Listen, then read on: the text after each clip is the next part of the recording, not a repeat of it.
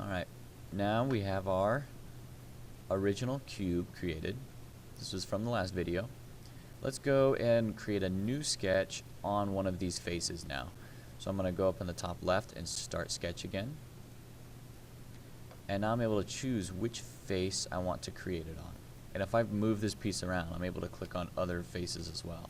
All of the faces on this cube I'm able to select. But let's choose this right face. And once I've chosen that face, if I push down on the scroll wheel like it's a button and hold it, I'm able to move this piece around. So I've now clicked on that face. I'm starting a sketch here.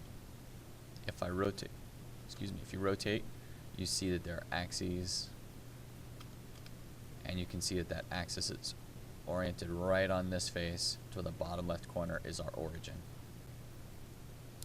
I want to square up to that right face, so I'm going to click on the right on this box. Let's create a rectangle right here on this face.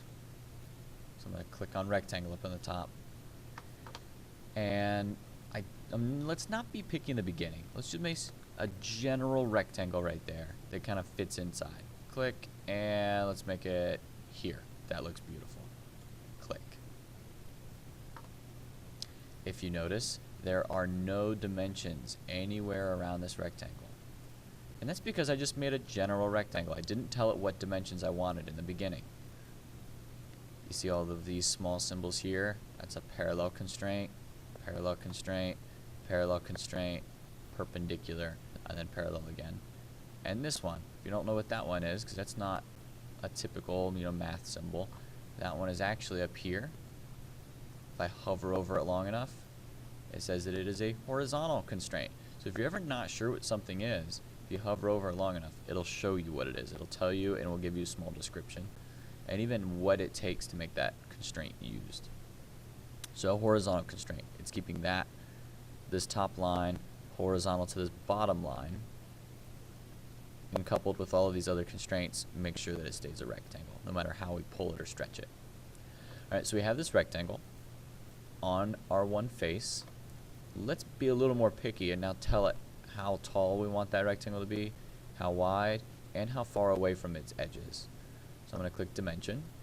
Still in the Sketch tab. We don't want to worry about creating more rectangles. If I want to make sure I tell it, we don't have to, but if I want to tell it that I'm done making rectangles and get rid of my little cursor here the way it is, I can hit Escape. If I hit Escape a couple of times, sometimes once will do it, sometimes twice, depending on which tool you're using, I get now regular cursor. So again, I'm back in creating starting a sketch with a rectangle. If I right click and hit cancel, and in parentheses you'll see that it says escape. That's the same thing as hitting the escape button. So now let's dimension. There's a couple ways of dimensioning. I'm going to start by just clicking on this edge. That's the edge I want to have a certain width. So I'm going to click on it, move my mouse upward, and tell it how wide I want it to be. Let's call it 0.25. And then enter for this little checkbox. And it might have moved it, but it's okay because we're going to tell it exactly where we want it to be here in a second. Let's now tell it how tall I want it to be. And instead of just clicking on this right edge or the left edge, I'm going to click the top and then the bottom. That says I'm measuring between those two edges. And I'm not able to change the dimension yet. I have to do one more final click, and that tells it where I want that little number to hang out at. And let's make it not quite a square. Let's do 0.35, and then enter to solidify that dimension. And I don't want it over here. Maybe I want it up in this corner. So I'm still dimensioning, but I measure between this edge and this edge. And I'm going to come over. And a final click to tell it that's where I want that number to hang out at. And let's tell it 0.1. Enter. And you notice when you hit enter, it's going to move it for you. Still dimensioning, because I haven't hit escape yet. I'm going to now click on this edge and this side edge, and I'm going to move my mouse over to the edge. Clicked on the wrong ones. Those weren't the ones I wanted. So let's hit escape. Let's not finish where I want this to be, and we'll hit escape.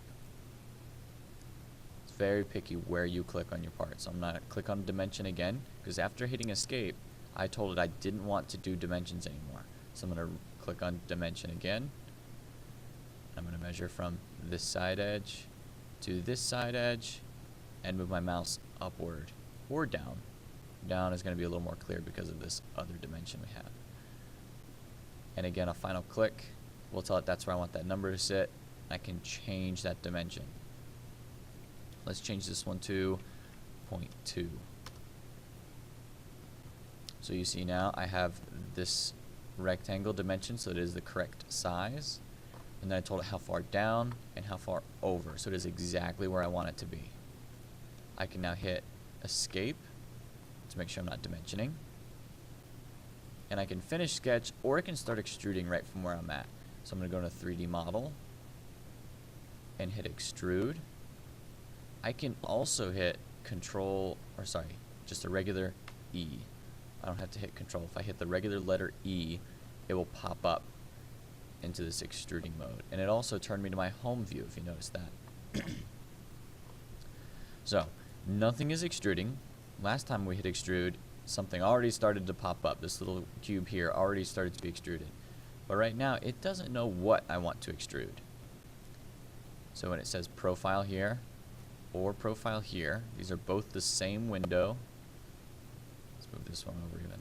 They're both the same thing, except this one doesn't always show up. This little triangle here can hide it or expand it. So sometimes you'll have just this small window and this little fella here. But when it's highlighting this profile, or I can always click on profile if it's maybe highlighted as a solid profile, and I want to click the profile I want to extrude, and it's this one here. I clicked on it, and now it's starting to extrude, but it went too far. So I'm going to change this distance, or again, this distance here. They're the same number, it's just two little versions of seeing the same thing. And let's change it to 0.2. And you notice it automatically sees it, changes it, and let's hit OK. And that's my little feature added on. But maybe it went the wrong direction. Maybe instead of sticking out, I wanted it to cut in. So we have extrusion 1. If I sit on top of it with my mouse, see how the shape gets all those red lines? If I move down to extrusion 2, you see how extrusion 2 now has all those little red lines. If you're ever not sure what extrusion number it is, you can start highlighting stuff over in your browser, this piece on the left, and it'll show you, hey, extrusion 1 is this stuff in red, extrusion 2 is this one. I want to edit extrusion 2, so I want to right click and edit the feature. The sketch was fine, but I wanted the feature to cut in and not stick out, so I'm going to click on edit feature. A couple ways of changing where this goes. I can either, instead of having it stick out, I could turn it the other way. This piece here will change it into the other direction. And you see how you can slightly faint lines in there, and the arrows pointing back is showing that it's cutting in. Let's hit OK to make sure you can see that that's happening. Ah, it's not going to let me cancel. We're able to cut in, but for some reason it didn't like that, and once in a while some things will come up as a weird error. But let's show the other way of doing it. Most of the time going in the other direction will let you cut. But this button here is for sure a cut. This top one is join, or connecting two solids together, which is what we did. We had a square and we connected another piece to it. But we can cut it right here and change, we want to change its direction. If you notice, it was still sticking out, but there's nothing there for it to cut. So we have to change direction. We have to choose direction 2. And you can notice you can start to see the cut inside a little bit. And if I go this way, you can see the arrow pointed in, and this pink section is what's getting cut out. And now let's hit OK, and it was cut out right there. If I click right on this right face, They give you a small shadow so you kind of see that it's cut out. You zoom in, a little bit colored in just to see that it is cut out. You get a small shadow effect in there. Helps it look a little more 3D. So that is creating another feature on top of a pre-existing one.